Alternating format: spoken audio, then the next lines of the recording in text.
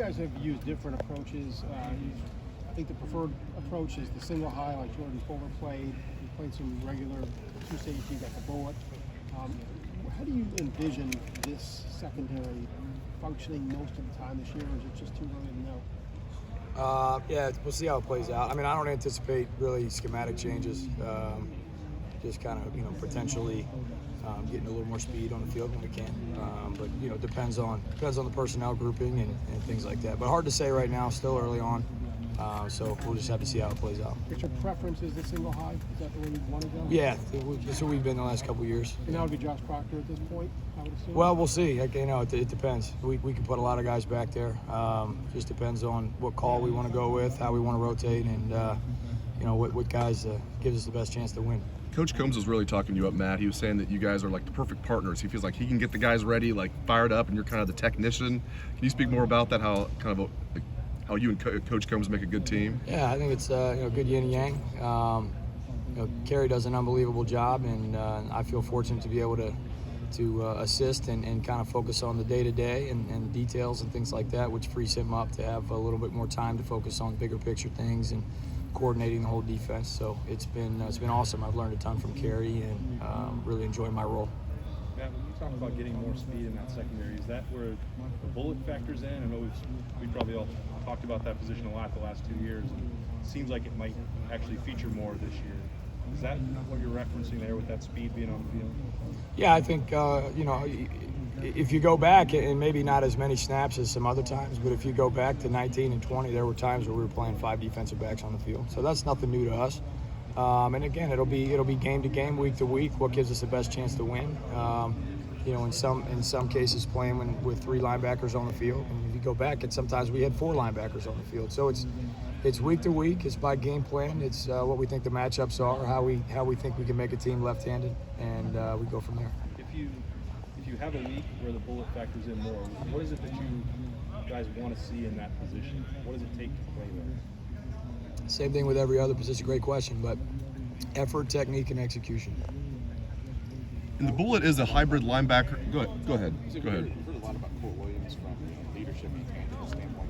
What's he doing as a football player right now, and how close is he to being up in the field? Court's worked his butt off. I mean, he's the most diligent guy I've ever met. He's played well in some scrimmages, and he looks great. Excited for Court. And the bullet is a hybrid linebacker safety, but I noticed that guys like Craig Young, Ronnie Hickman, they work with the safeties when you guys break apart. Is that correct? And what's the reasoning behind that with them kind of having a hybrid role?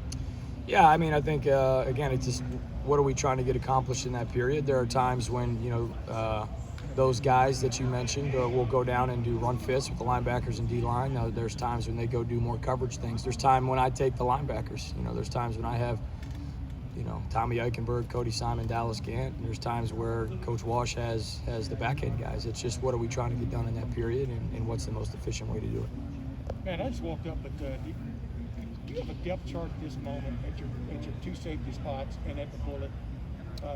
Who are like maybe the 6 guys you intend to play back there, at least in the open? Well, we intend to play more than 6. Okay. We want to play as many guys as are ready to play. So, do we have a set depth chart at this time? We don't. We're going to continue to evaluate to get the best guys on the field up until the time the foot hits the ball, and we'll continue that evaluation throughout the game. But just give us a feel for, is Josh Proctor a leader back there? What have you seen out of him in preseason? Well, he's an older guy. I mean, how much is he going to play? I mean, that remains to be seen and those types of things. Is he been a leader? He's definitely matured a great deal since the first day I met Josh, and we're very proud of him for that. Matt, what do you call the position of the person who covers the slot receiver in this defense?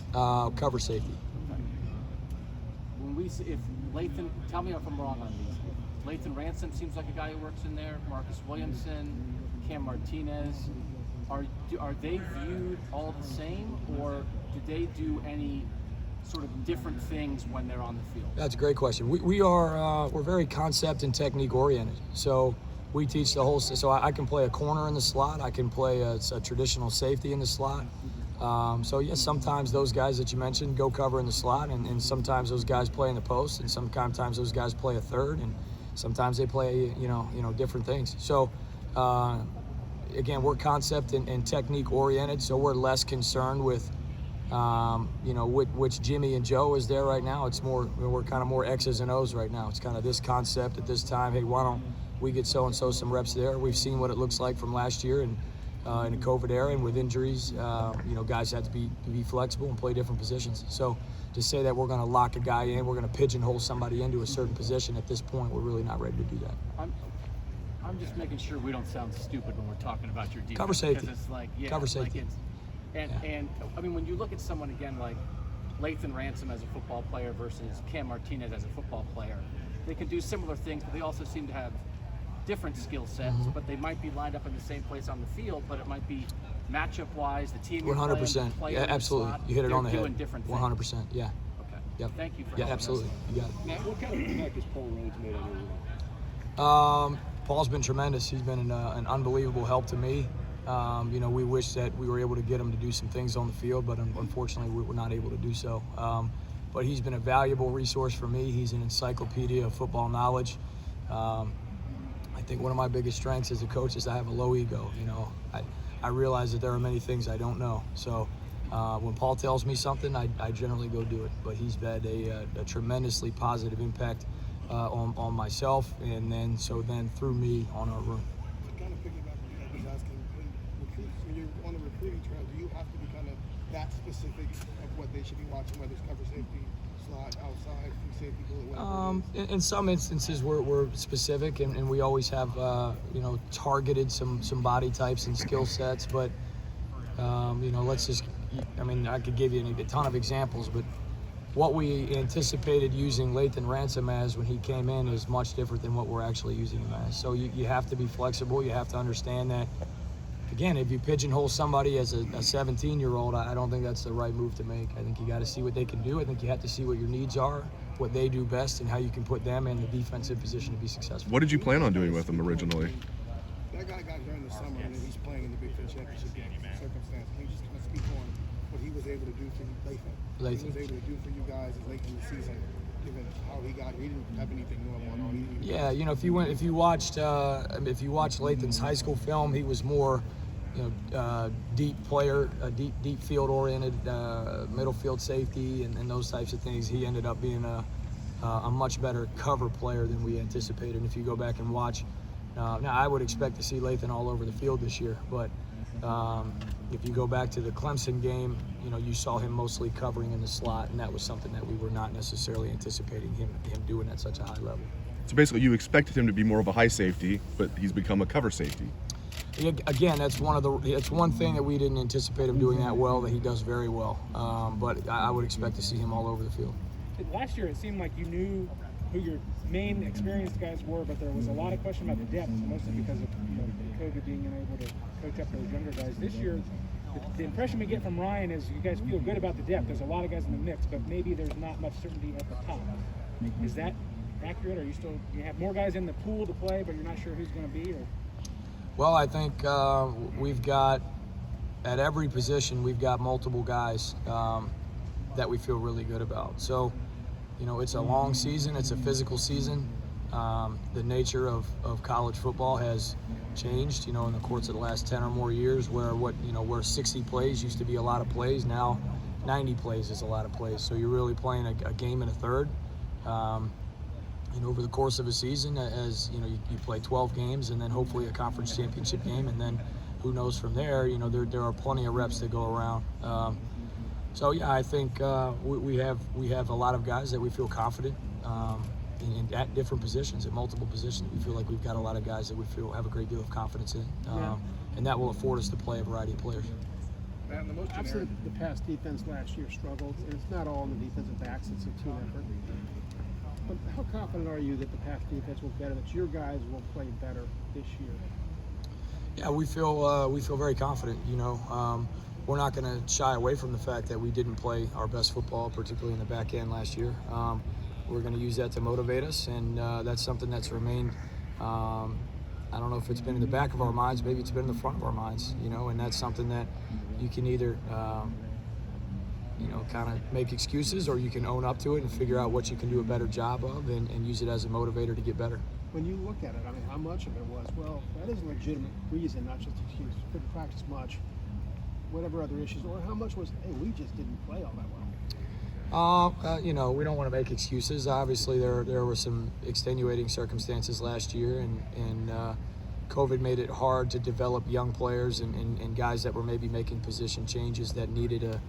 I don't know if people really realize how important a full spring ball and then a chance to make corrections after spring ball and have a chance to work on some things over the summer, and then have a chance to really polish those things into summer camp. You know, I don't know if unless you're in it, if you can fully appreciate how important that is. So.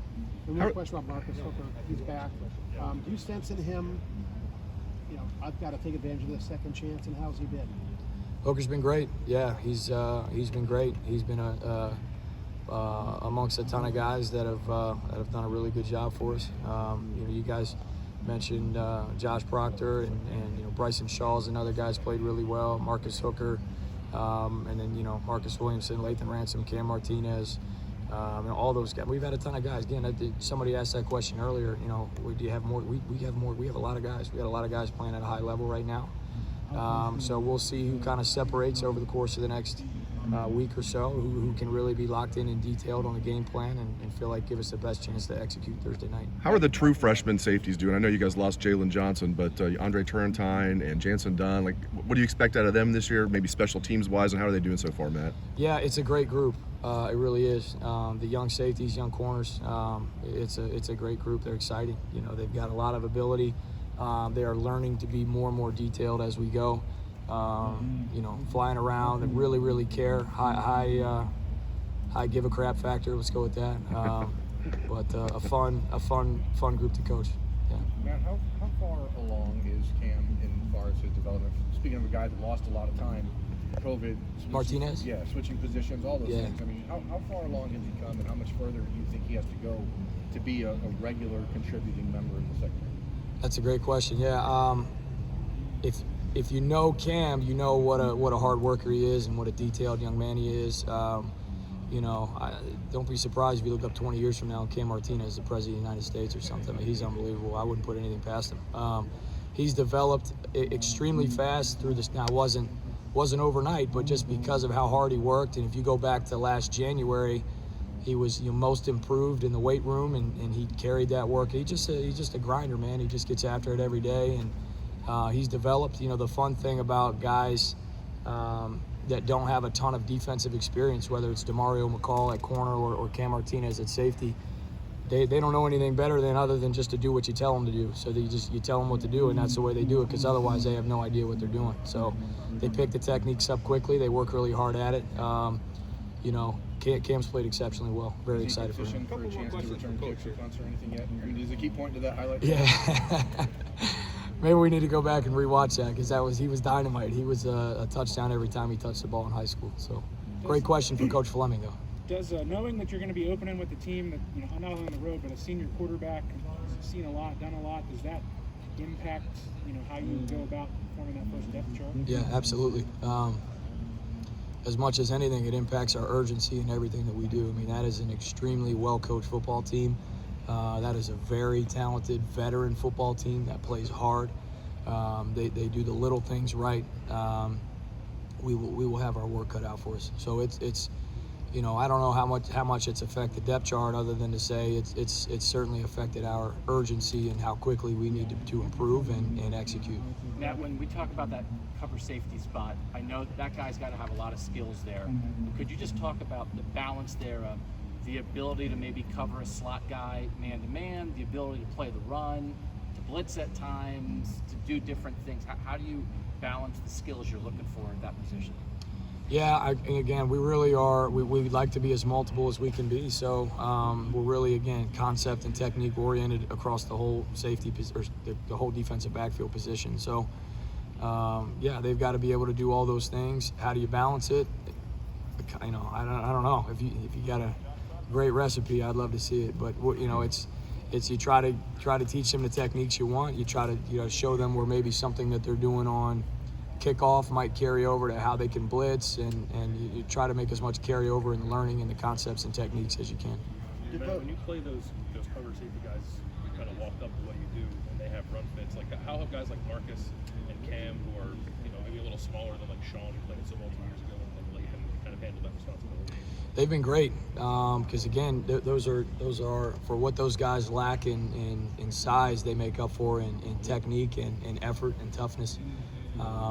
And you know, when you're a safety, you know what you're giving up in height and weight, you're gaining in quickness and ability to maybe say play around a block, but kind of navigate a block in a different way that a 6'3", 240-pound linebacker would.